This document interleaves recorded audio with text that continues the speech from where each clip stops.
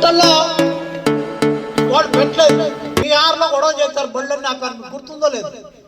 బీహార్లో బ్రహ్మాండంగా బళ్ళని ఆపిన తర్వాత ఒక కమిటీ వేశారు.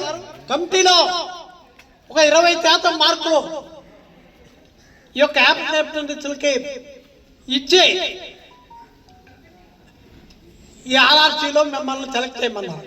అది కాదు మనకు కావాల్సింది, మొత్తాన్ని తీసుకోవాలి, పరీక్ష ఉండకూడదు.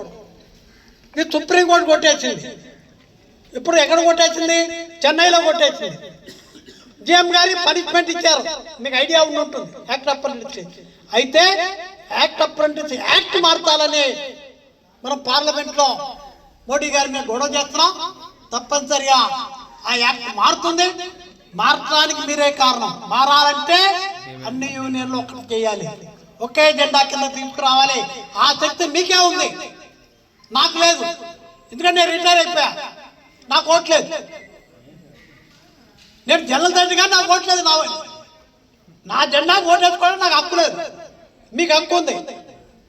దయచేసి ఓటు వేయండి. చేతైతే ఒకే యూనియన్ తీసుకురండి.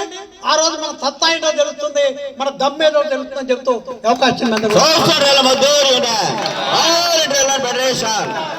శంకర్ గారి నాయకత్వం. జెండా గుర్తుకై మన ఓట్లు, జెండా గుర్తుకై మన ఓట్లు.